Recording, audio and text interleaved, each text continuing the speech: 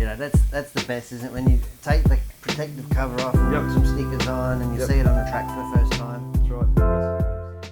Hi guys, Brett here from Hearns Hobbies, and I've got young Matt with me today, and we're going to be doing a little bit of airbrushing. A bit of a tutorial, if you will, and run through some various techniques and methods that Matt uses in some of his bodies. Some of you may or may not know Matt Jenkins, and some of the lovely work he does. He's by no means a commercial painter, but does love it, takes great pride in it, and seems to do like 20, 30 a week at some points, it seems. Yeah, they do get smashed out of the garage. They do, they do. So there's a few various techniques that we'll talk over today, and even more so, we're going to actually do one in the studio. So what we're looking at here with these two is a very similar scheme. They've come from the same painter, funnily enough. Matt has painted both of these. This one that I've got in my hand is been run and how many races would it have seen, Matt? Probably half a dozen. Yeah, half a dozen race meets. Yep. Which is pretty good because Matt doesn't crash much. Okay. A body won't see me through that much. And I can see here that we've got lots of shadow in. We've obviously got a bit of a stencil work here. We've got some chrome. Yep. So that's pretty cool, a nice little detail. I can see here that you've actually started painting on your own headlights. Correct. And tail lights, which is really good. Yep. Most people, myself included, less talented people, just use the stickers. And Matt doesn't tint his windows for some reason. No, some sort of craziness. No tint for wins. No tint for wins. Yep. All right. That's the way it goes. No worries. So that's one that's been run. There's one over there that's off the gun, and we're going to do one in store. So let's have a look what they look like. Okay, so obviously I've prepared this for the show. Yes. But normally, obviously, they come clear plastic wrapped, and they don't have that pink tint to them. Okay. I probably could have really easily have got a body to show. Hey, we could probably do that. We could. That's all right. Yep. But there's one right there. It's in a bag. But yeah, you'll see. There we go. You'll see it clear. Yep. Right. So they do come clear, and I've noticed there that you've got a Bittydesign body. Yes. That's what. Because that's exactly what we're doing here. Got a Bittydesign one, and then you're doing that up for young Noah. For Noah, yeah, it's Noah's turn. Yep. So he's seen quite a few bodies go through the garage. Not the sort of bodies that you put in the ground, but but he's seen quite a few bodies go through the garage, and he's put the puppy eyes on, and it's his turn. So. Yep. So this will be painted in his colours, but I guess when you get it, the first thing to do always is to wash it. So cleanliness is next to godliness, yes, hey? That's right. So detergent straight in is usually what I do. Just tip a bit of detergent in, wet your hand, and rub it in, rub it everywhere. Just dishwashing detergent. Dishwashing detergent, yeah, nothing special. Yep. I usually wash them twice. Yep. And then really hot water I use, as hot as you can use with your hand, straight of out course. the tap, yep. Straight out of the tap, and wash it until you can hear the body squeaking. Yep. Squeaky clean, we'll call it. That's right, squeaky clean. And you're then drying. I usually use a microfiber towel, little microfiber towel from Bunnings, if we can give them a plug. Well, why not? They're not expensive, and I use a new cloth every body I do. So, everyone. Yeah, and then wipe all the excess water off. Okay, so you don't want any of the residue to dry out on the body, inside and out, because you'll be handling this now to actually start marking it out. Yeah, and you try not to, well, I don't anyway, try not to put my fingerprints and stuff all inside out, and try not to touch the inside of the painted areas at any time. There is another step that I do before I paint anyway, which is another cleaner, but I do that once I've done all the marking and pre-liquid mask. And is that just like a thinners or something? Yeah, so that's the isopropyl alcohol. Okay, just spray it in, and then just use the microfiber towel to wipe. It just gets your oily fingerprints out of the body. Normally I sit on the couch and mark these out. So I can see a bit of TV rather than a brick wall in the shed. Yeah. And spend some time with the family as well. That's important. But two birds, one stone. That's right. So then, obviously, once it's dry, I wouldn't start marking it straight away because the markers don't like it because there's still a little bit of water residue on them. You let them dry. So you don't. You don't liquid mask it first. No. You do the outside. Do the outside first. Okay, there you go. So I use to do some marking. So I usually just use a header card from something that I've bought recently. From Hearns Hobbies, of course. Yeah, this Blockhead Motors. Blockhead Motors, one of my favourites. But basically, I normally just do a dotted line down the centre of the body. Yep. So you can see, I guess you can create a design that's quite even. And symmetrical, from left to right. I suppose. That's right. And look, nothing's meant to be perfect. You know, the first body I did, when they're not. Yeah, the first body I did, I'm ruling to within a millimetre. But you soon realise that there's a little bit more give in the designing than that. But yeah, people often ask, how do you get the lines over the roof and over these edges, etc. Well, that remains flexible.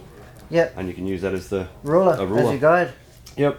And you can also mark it, so if you wanted to know how long a line is from one side to the other, you can do it. Actually can mirror it over. That's right. So, and they're disposable. That is ingenuity. Yeah, and recyclable. Repurposing.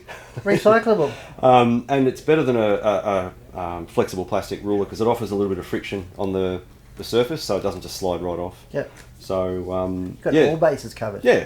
So these are just some of the things that I've picked up over time. I'm sure there's a lot of pros out there that, like you said, commercial painters that have their way of doing things. Well, that's the thing with painting. Like, okay, they might look similar when they're done, but there's so many different ways to do it, and everybody has their own take on it, their own process and their own methods. So that's why I've got Matt in today, just to talk about how he does it.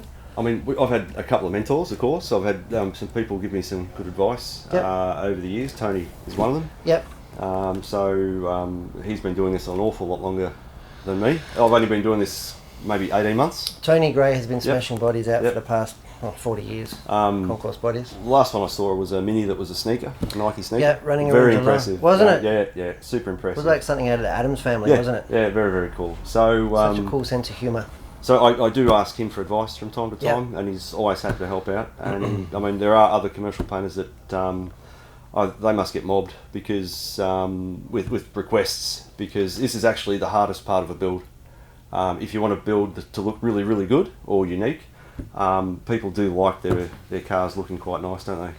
They do. Some people get really, really carried away with it. Yeah. So a lot of people like. Well, I know when I do mine, I usually do all the same sort of theme. Here's a theme, and that's really the same sort of theme, just because that's what I can do. That's my comfort zone. Yep. I'm not super creative. I like the colours, and I just do that. And I'll like do 4 bodies at a time, and hopefully that's enough for a year. Yeah.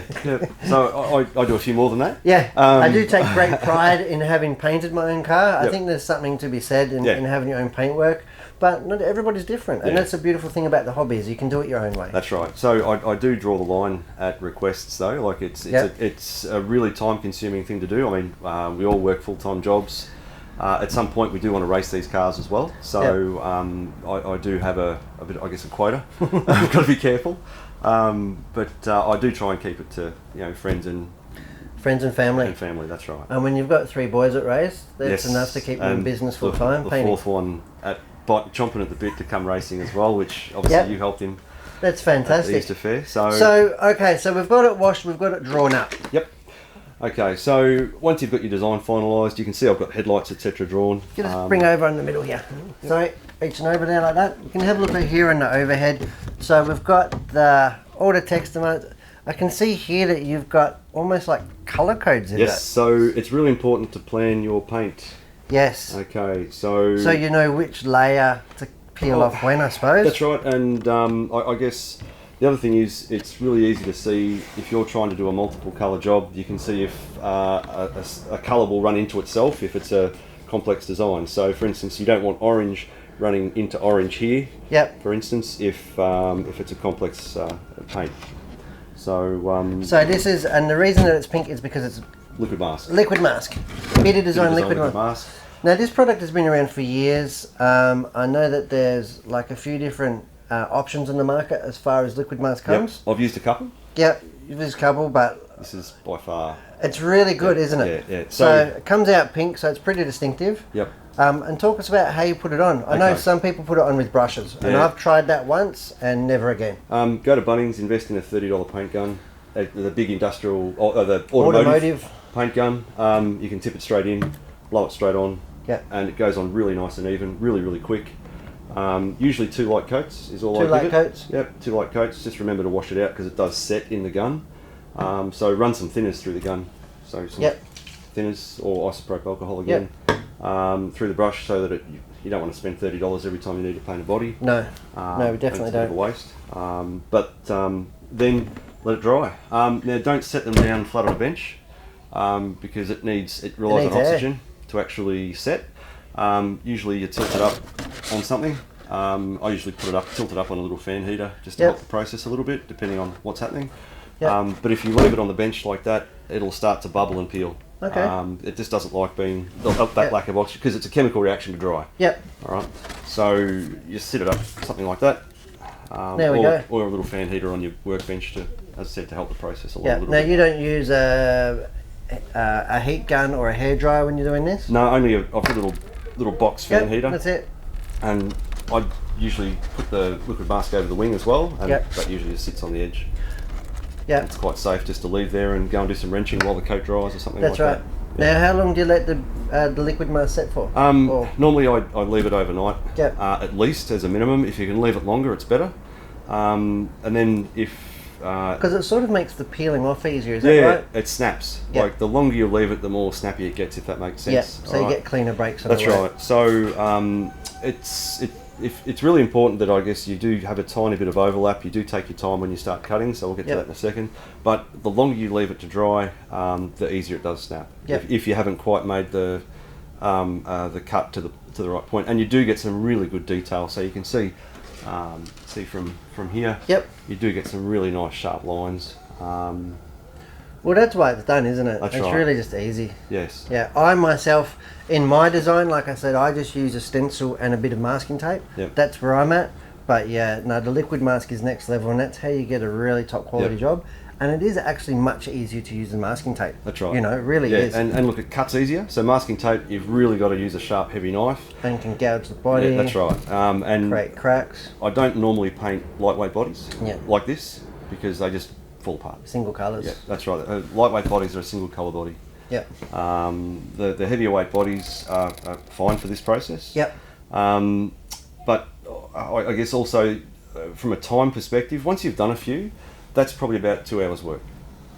Yeah. All right. So with prep, with drying. Drying. I wouldn't say the drying time is work time. You don't sit there and watch it like grass grow. But of course not.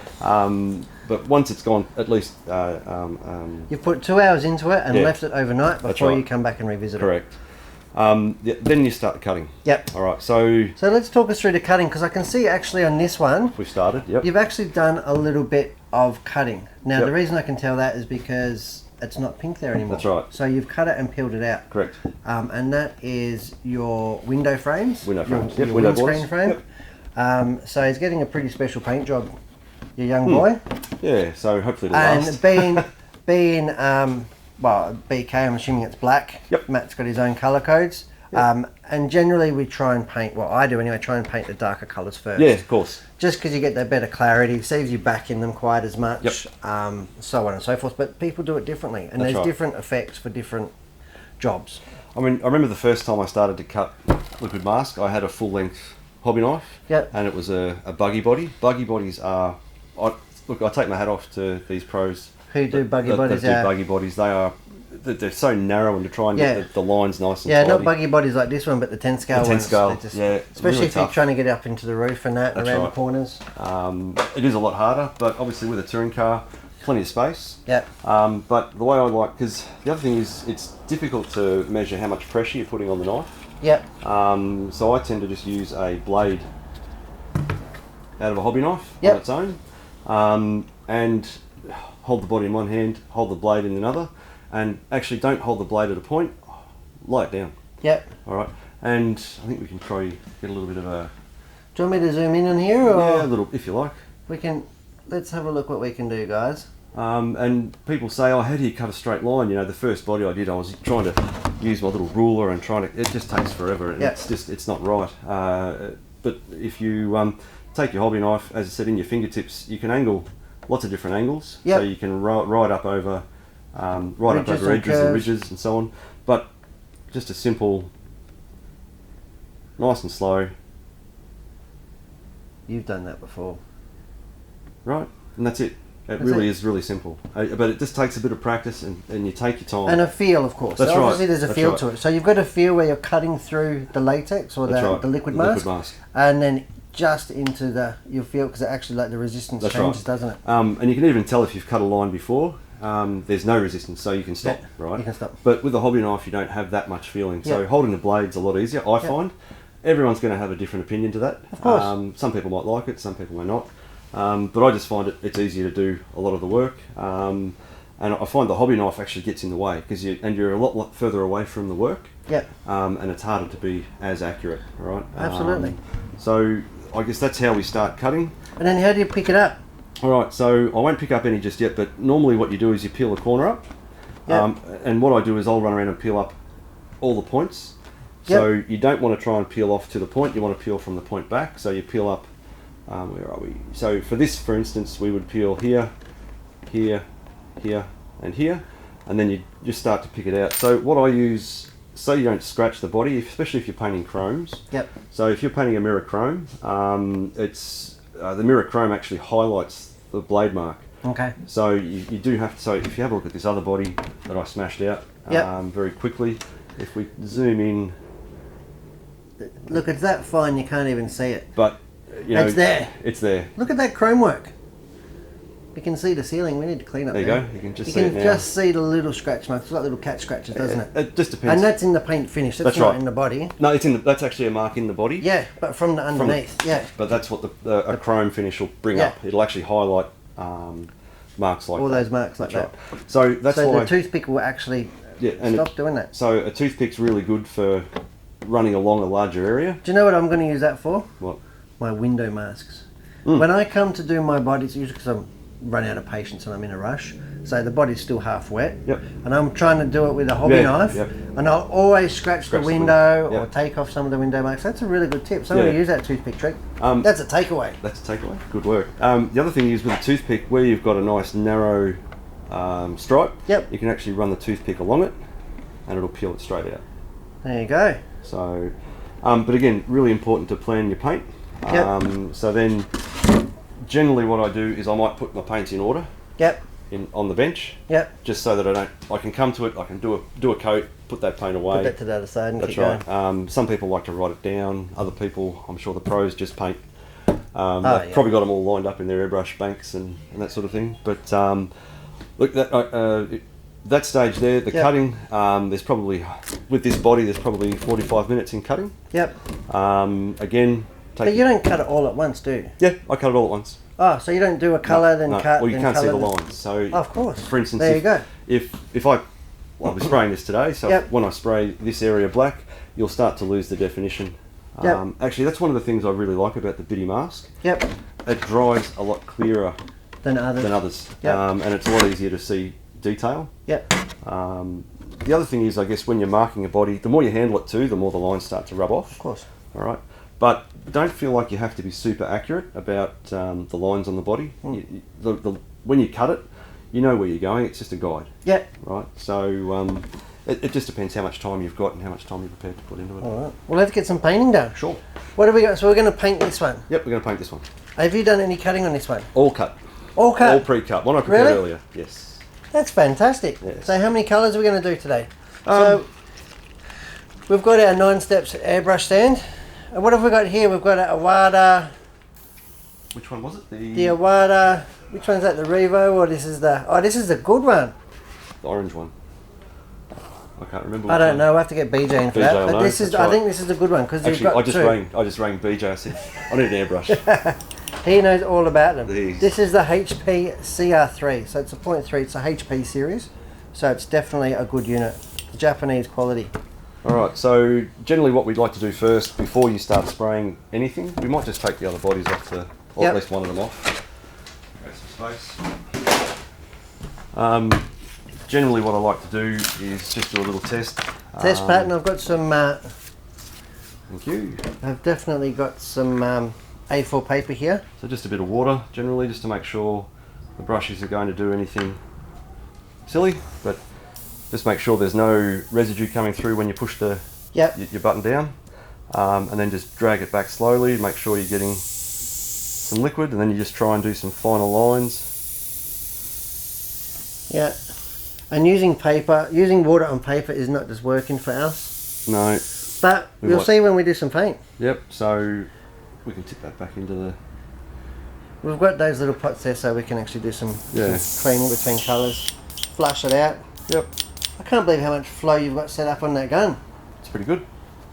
Yep, pretty good. This is a 0.3, is it 0.3? Yep. 0.3 needle gun. Needle gun. It's more for detail, but I didn't really want to do gun changes here.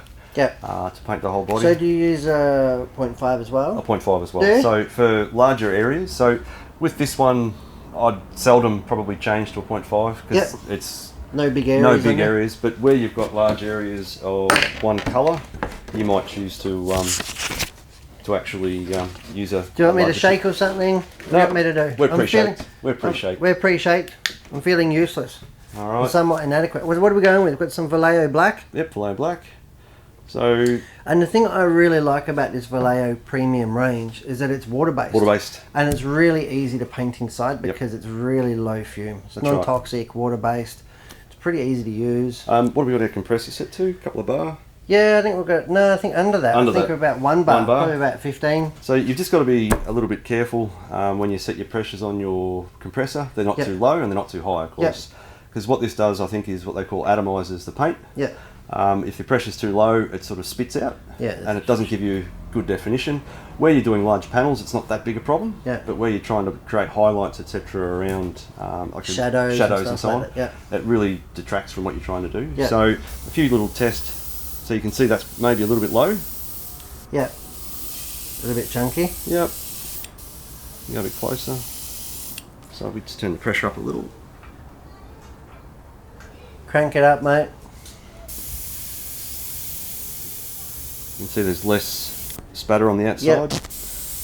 A more defined line. Yep, this gun's done a bit of work. So has it? The nozzle may be a little worn, but you like to keep it nice and clean, obviously. Yeah, keep it clean. So that's a whole other video. Yep. So again, just make sure you're not getting splats of paint. Get used to the gun, or the brush, sorry.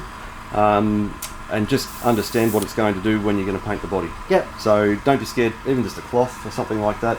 Just a little spray on a cloth or a bit of paper before you go to paint the colour on the body, especially when you've done a colour change. I do it because every paint is different. Yes. So like a black's thicker than a fluoro green, That's right. and a fluoro green's different to a white. Some of them we add a thinner to. You've got a thinner and we've got a flow improver. That's right. So water-based paints use a water-based, what do they call this? Water-based thinner? Paint reducer, water-based paint reducer. So that's a Proline one. That's a Proline one. Normally if you've got a paint that's a bit heavy, you can tell because it doesn't apply nicely, or it comes out a little chunky, it sort of spits. And splatters and spits, doesn't it? So a couple of drops in there, mix it around. You don't need a lot, only a drop or two. With the black, the Vallejo paint, I found I haven't needed to thin the Vallejo at all. I found particularly blacks don't need a lot of thinning, I've found anyway. Well, they're such a nice pigment, aren't they? They're probably one of the major paints. As paints get a bit older though, when the bottles are getting a bit crusty, lower, they get a bit crusty, so you do tend to thin those a little more. Yep. Alright, so... Let's go, mate, get painting, you are the pro. Alright, I don't know how tight we can go on this one. So with this, the body at the moment, we're going to be painting the window surrounds. And we've also got the mask for the headlamps taken off already as well. So, well, this will test you because now you've got to paint on camera. Yes. So you don't have to just watch what you're doing and where you're doing it, but you have to watch where you're doing it on camera. So no... Yeah, that's right. We can paint the moustache. You can paint the moustache, but just make sure you catch it on film. That's it. Alright, so again, just a quick test. You can never test enough, I say. Because once it goes splat on the body, especially if you've got a water droplet or something, maybe trapped on the needle, and it comes out and it goes blip all over the body. It really, especially if you're nearly finished. It's disheartening. It's very disheartening. Yeah, very disheartening. So don't be scared to use a little bit of paint externally before you hit it on the body. So. And airbrushes actually don't we think of when we use spray cans, like the airbrushes, like you put like probably a dozen drops in there, more. Like so that's really. If we get an overhead shot of. That's a really effective way. Sort of see, I've really not got that much in there, and I'll probably tip a little bit of that back. Yeah, it's actually really sort of quite cost effective to use an airbrush because you're using so little paint. And it's more accurate, so I guess that's why you're using less. It's a lot more accurate, and you can put the paint where you really want it. Alright, so... put it on the body, mate, that's where I want it. So first coat of any colour, you don't necessarily go on heavy. Alright, so you do what I call it a haze. Some people just go straight on with black. I've seen them just go real heavy with black, but I have the same working habits for all colours, so I don't forget. A lot on my mind as a dad, and I guess this is a spare time thing, so I usually just go in with a light haze. Pretty much just tinting it. Look at that control, mate. You should have been a surgeon. Don't know about that. Look at that. That is silky smooth. Alright, so you can see it's still opaque. Yep. There are some heavier areas where I've stopped, but that's fine. But as I said, that's just a light haze to get some bond to the surface. Yep.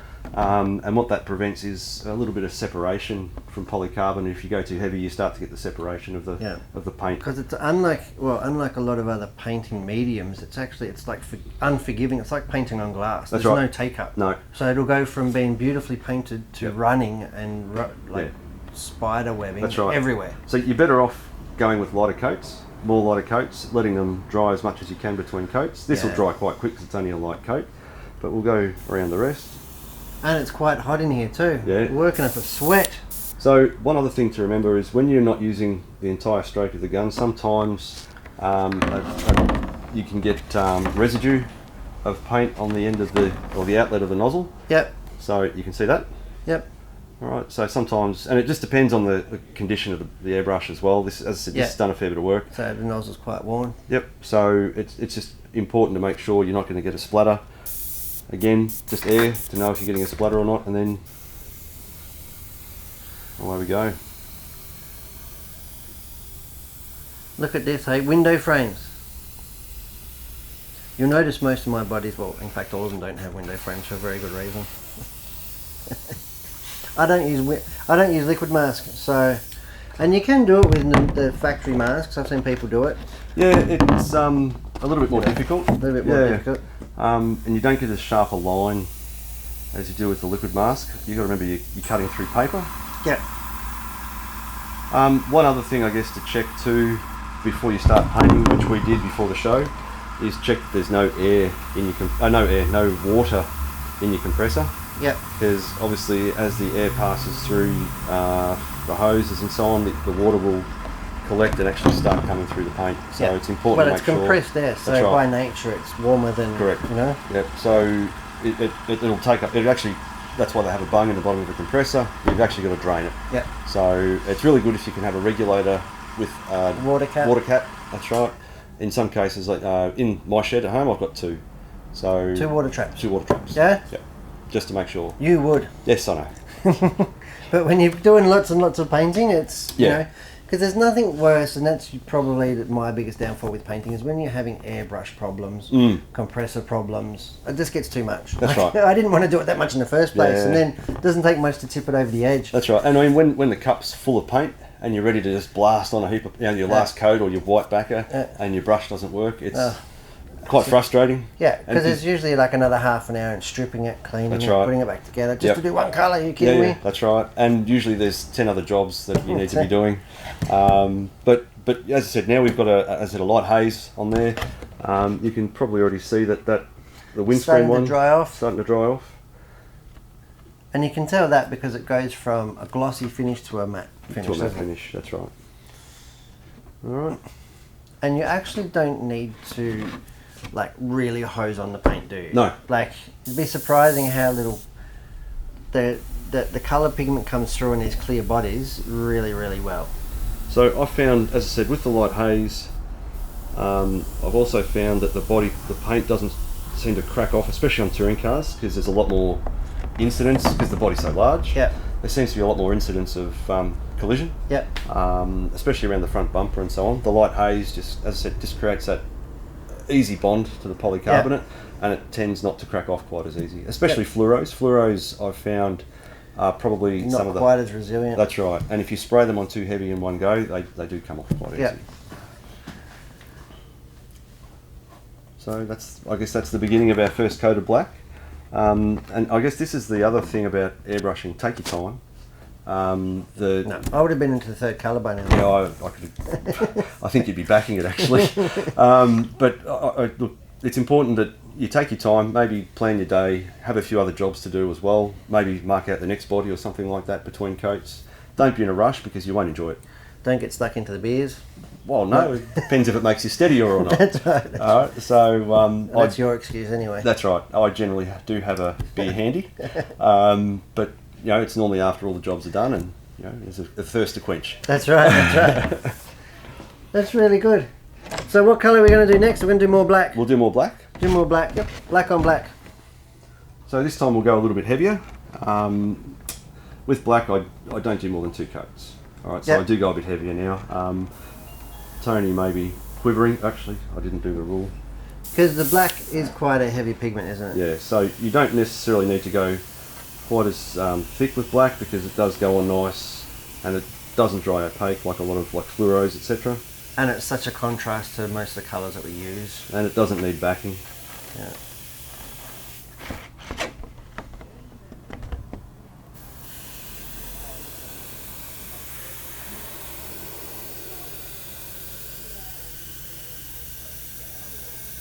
Actually smells good, the blue jet paint. I don't mind the smell of it. I want to say that it smells like fairy floss. It's got like a sweet smell. It does have a sweet smell. It's the only one. Oop, we're out of paint. It's the only one that actually smells any good. Not that you probably should be smelling it, but it's definitely not offensive. No. Or dangerous. No, and I mean, yeah.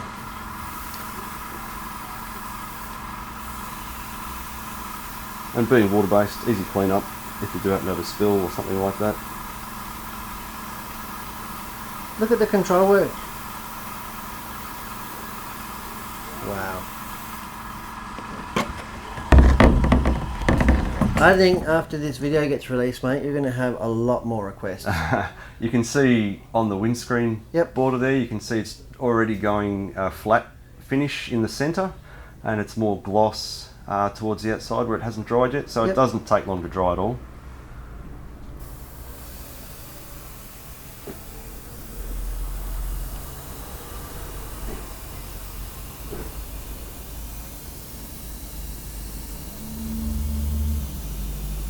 Looking good, mate.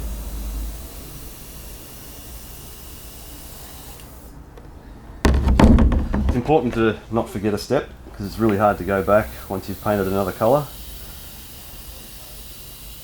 But I just like painting extra detail in headlights and taillights now, because stickers tend to tear off quite easily, and you can customise the finish on the headlight. That's right. Yeah.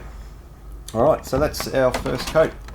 So that is black. So we'll call black done on this body. So we're not going to be any more black on this one? Nope. So what do you want to do? Do you want to clean out the gun first, or do you want to pick up some paint?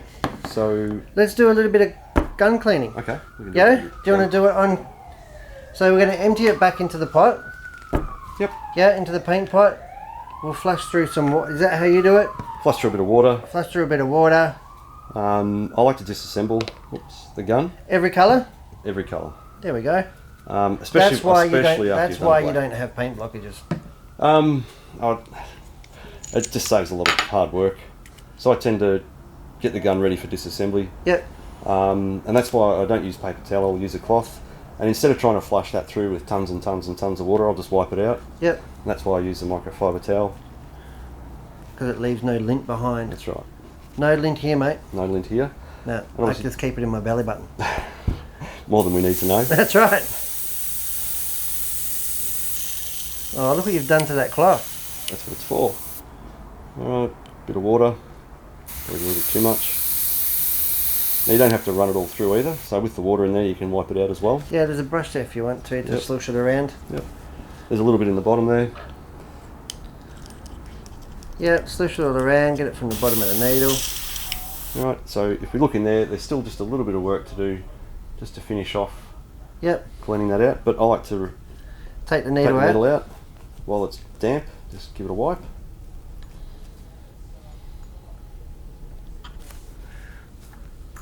How many times have you stuck the needle into your finger? Plenty. Yeah. And I can see the needle on this one while I'm looking at it.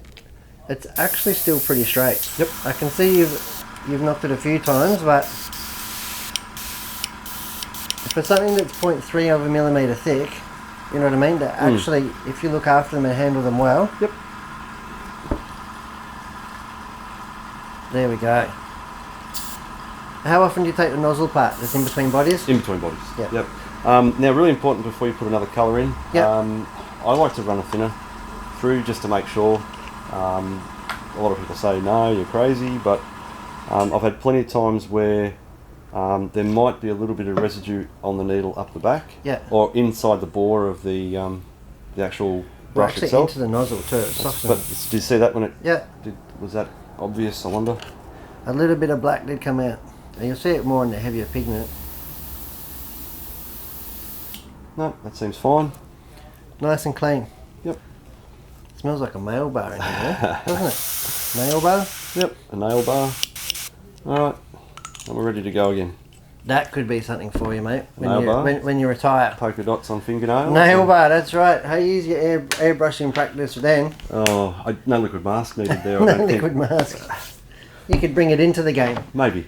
Alright, so we've got a nice clean airbrush now, Yep. in between colours. Yep. Got a nice dirty cloth. Absolutely. We can get this That's paper a out of the sign way. of a good job. Is it? Yes. Alright guys, so now we've got the gunmetal done. We've actually started picking up the orange, and we're going to carry on with a little bit of orange and white to get a bit of a reveal for you guys. Yeah, so we won't be finishing the entire body No, on the show. because it's like a 4-hour job. That's right. Nobody wants to watch that. No, or me for that one. So we'll do the orange now, and then we'll the highlights between the gunmetal and the orange. So we'll back these two at the same time as creating this detail. Yep. Labelled white. And it'll give us a little bit of contrast to reveal. Yeah. And that's right. And we've gone from a dark colour to a light colour. Yep. So I've already cleaned the airbrush. Yep. So we've got a clean airbrush. We've got some shake paint. Let's get stuck into it. So this is Createx Yep. colour. I've not used this one before. Yep. So some paints are actually quite difficult to get, and that's really, really thick. So, but important again, going from a dark colour to any other colour, but particularly a fluoro, is to just give it a whirl. And you can see it's coming out. The definition's fantastic, but there's not much flow. Yep. All right. So again, water-based paint. You can use a water-based paint reducer. How many drops was that, mate? That's about 6 too many. About 6 drops. Yeah. So again, you're looking for that consistency where it drops off the end of the toothpick. I like that toothpick trick. The toothpick trick's great. Really cheap. Yep. You can just chuck them out when you're finished. Use them for all sorts of things. Cleaning your teeth. Cleaning your teeth too. What they're made for, as a toothpick. Probably not Toothpick. after they've been in your paint pot, mate. Well, you can try. Yeah. So, Oh, look at that. not bad. I'm gonna get a little drip. We'll spin the wheels on that one. So it might just take a moment to come through the brush though.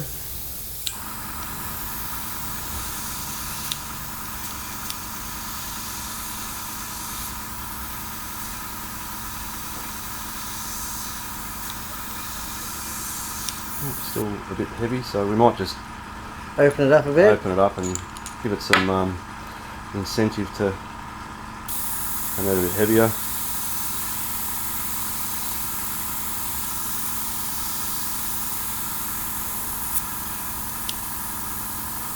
Considering the small detail that we're going to be doing, I'll get started on it the way it is, but that's probably still a little bit fine, to be honest.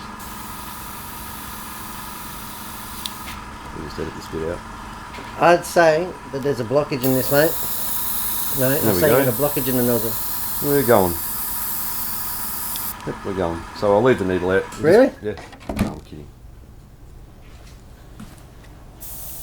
You can leave the needle out, mate.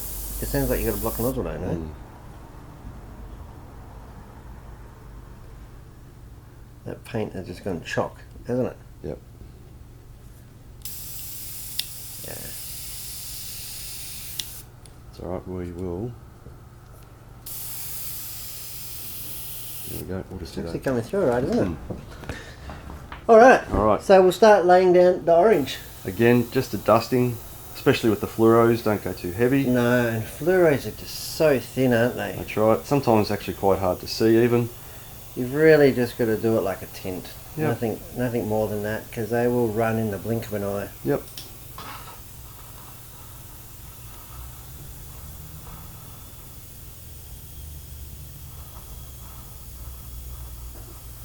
Looking good. Okay, so again, just a little bit of detail there. Yep. We'll let that dry. We'll let that dry now for a couple of minutes. Okay guys, so now we've got the orange on. We've got the, so the orange is dried effectively. We've peeled up the white, and then we're going to hose that in and do a bit of a reveal. And when we reveal this, we should see the gunmetal, the orange and the white all acting upon each other. Yep. So we've done 3 ways through, probably halfway through the body, would you say? About a third. A third of the way through the body. Yep. And you can see just how long it takes to do these. Yep. All right, matey, in you go, mate. All right, so get the white on. So again, we've gone to white from a fluoro, so it's important. Give it a little brush on some white paper. Make sure there's no residue of colour coming through. And now we'll back the gunmetal and the orange and create the white border all at the same time. Yep. And it's this layer upon layer effect that gives us the brilliant contrast and colours and effects that we're looking for. And it makes fluoros pop because they're semi-translucent, I suppose you'd call it, or transparent, sorry. They definitely are. The fluoros need to be backed with a white. Yep. And again, don't go too heavy. I found, particularly with this brand of paint in white, if you go too heavy, it does crack really easily. So, yep. A couple of coats, don't be in a rush. My suggestion, actually, if you're in a rush, probably don't do this. No, you've really got to allow enough time. Correct. And just do it in stages. Don't try and do it all in one night. That's right. You know. In an ideal world, you just sort of do like one colour a sitting. You know what I mean? Yeah, it's one colour, then you put it to the side, clean your airbrush, put it all away, come to it again. But usually the world doesn't work like that. No. My world doesn't anyway. No. So what we'll do is just do a little flip over. You can see that orange is popped. Right, and you can see that white between the gunmetal and the orange is offering a little bit of contrast. Yeah, it's like comic book contrast. Yeah. It's like... So there's a couple of things you can do at this point. If you don't want to peel the wrap off, you can actually just use a little bit of thinner on a rag if you're wanting to see some definition, and you can actually take some of your texture off, your texture markings. Don't take off where you need it, mate. No. Okay, and you'll start to see the finished product effectively, isn't it? Yep. And keep in mind too, we've still got the protective layer on the body. That's right. Too. So it won't pop quite as much as you think, but if you take a look at that, you can see the detail there. Look at that. So that's just with one light backing coat. And it's the gunmetal. Yep. So these are Noah's colours. Noah's going to be pretty happy to see the finished product, I think. Well, I can't wait to see that on track. You know, that's the best, isn't it? When you take the protective cover off and put some stickers on, and you see it on the track for the first time. That's right. We've got some name stickers for Noah too, so you know, he gets that whole team effect. That's really cool, isn't it? Yep. A little bit more white going on now.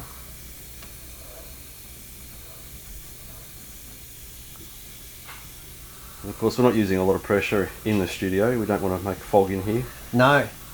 No, although the new exhaust system we've had fitted is really effective and working well, I've got to say. Mm-hmm. Little compressor's doing really well too. Yeah, it's keeping up. That white is going on so nicely. Yep.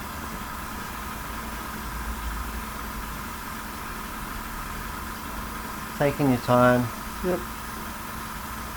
Don't flood it, because it only ruins the job. Yeah, I've been told I just hose it on like a chimp. Oh, really? Yep, that's what my painting technique has been dubbed. Right. Just hosing it on like a chimp. You might as well just dunk it. Wow. Like a glazed donut there. That's a good idea. That is a good idea, isn't it? Just take the plastic wrapper off at the end. Oh, I thought you meant the glazed donut. No.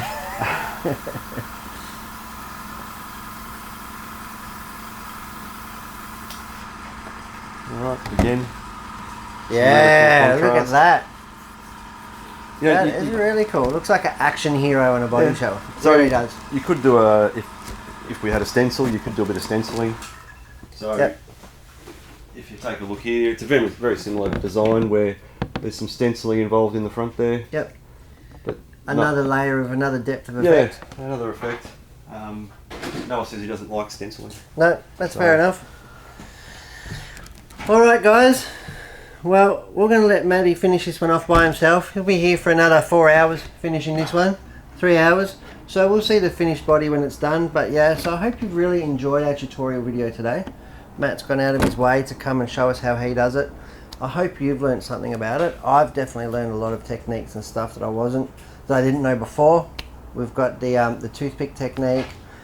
Yeah, lots of how to mark a body, how to mark a body, yeah, how to cut it out, how to clean it, and so on. Yeah, it's been really good and really informative. So, thanks heaps, Matt, for joining us No today. problem at all. I hope you guys have enjoyed our airbrushing tutorial.